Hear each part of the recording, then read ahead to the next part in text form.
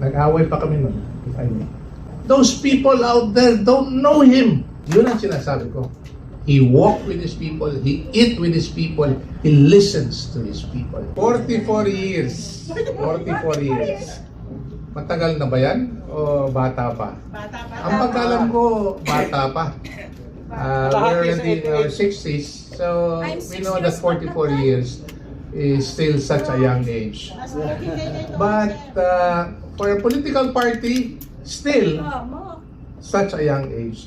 Especially if such a political party is solidly grounded on principles that advances and protects people's interest. Yan ang PDP. And that's the reason why I'm here, to express my solidarity to the party. And I would like to take a step back insofar as looking at PDP as a political party. I am not a political animal. I am just a political observer on the side, especially during elections. But when I would look at political parties, especially during elections, karamihan ng mga political parties, they come and go. It's very fleeting. Pagkatapos ng election, mawawala na yung partido. Or kung hindi man mawawala, hihina at wala na masyadong ginagawa. Kasi ando na, naluklok na yung mga kandidato na gusto nilang ilagay. And I think that should not be the case. Because when a political party is not solidly grounded, ang nangyayari, ang nauuna yung kandidato. Ang partido ang tumutulak sa likod. Ngayon, pag makita mo, like what happened in the last election, front and center, together with the candidates, ang political party. Yun ang gusto nating makita.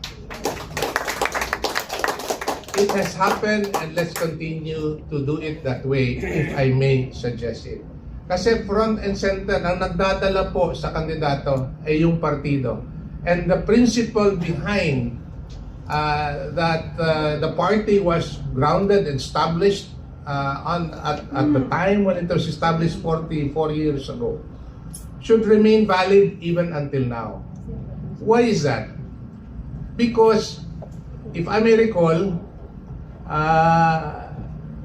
yung PDP po was established at the time of upheaval, at the time of social and political unrest.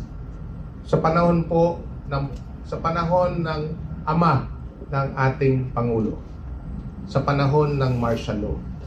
So, dyan mo makikita yung lalim at lawak ng partido when we talk about having to come together in order to address the social and political unrest in the country at that time.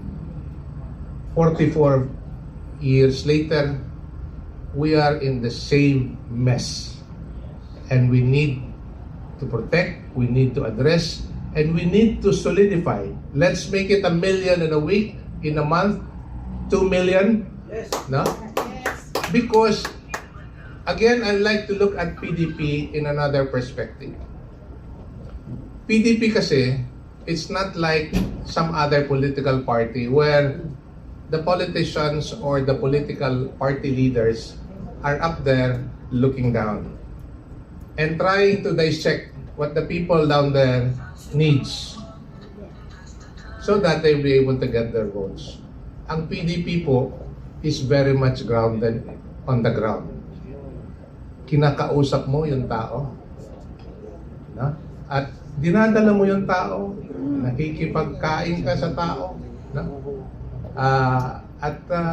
Yung sentimento mo nasa tao. Talagang ka-level mo yung tao. Ibig sabihin, nakikilala mo yung tao at anong kailangan natin. So I think that is what's important to understand why PDP has lasted this long. And I hope it will continue for the next 44 years and beyond. I'd like to acknowledge two people, given this political and social upheaval. No? The first one, obviously, was the founder, si Nene Pimentel, 44 years ago. So, ibig sabihin po, hindi po ito this was never established at a time when things were easy. Never. The party was established because we were in dire need. The country and the Filipino people was in dire need. Kailangan talaga may motibasyon. Malalim, malawak, at may commitment to move forward the people's cause. 44 years later, nakita po natin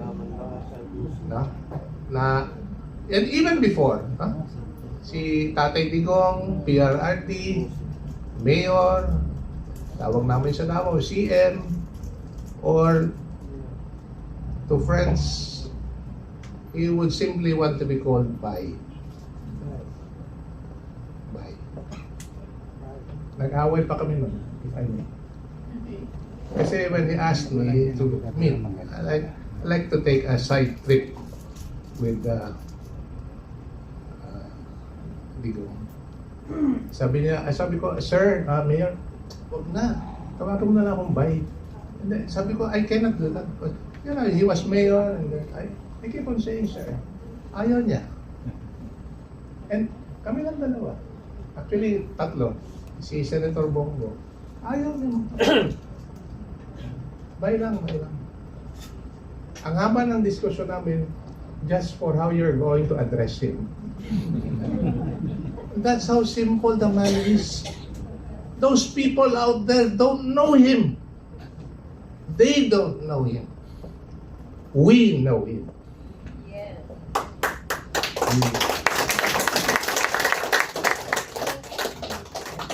Yun ang sinasabi ko. He walked with his people, he ate with his people, he listens to his people. And that is a reflection of what PDP is. And I hope it will continue to be that way. Maraming salamat po. Yes.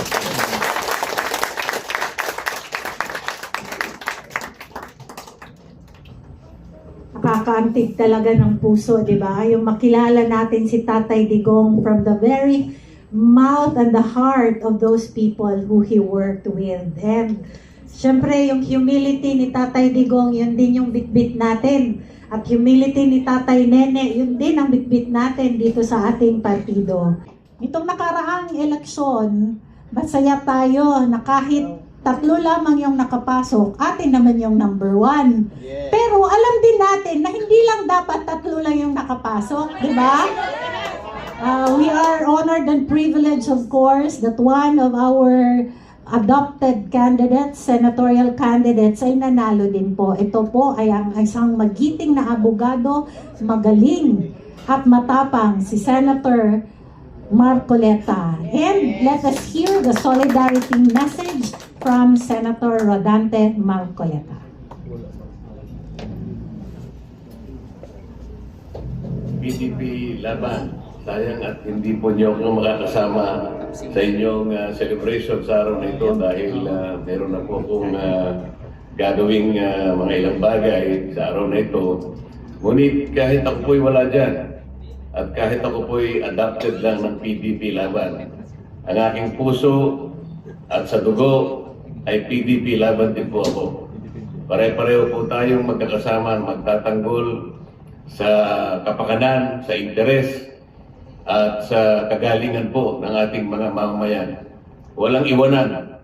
Salamat po sa pag-guide ng ating mga opisyalis ng PDP laban, magmula sa dating Pangulo Digong Duterte, sa mga secretary na kanyang mga naging katulong, Secretary Alcusi, Secretary Wendell Abisado, ES Major Dea,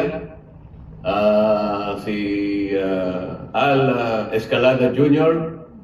at yung ating mga senatoriables, si President Robin Padilla, Senator Bato de la Rosa, Attorney Bondo, Attorney Inlo, Attorney Lambino, Attorney Vic Rodriguez, Senator Bongo, yan, kaibigan kong si Astra Pimentel, yan.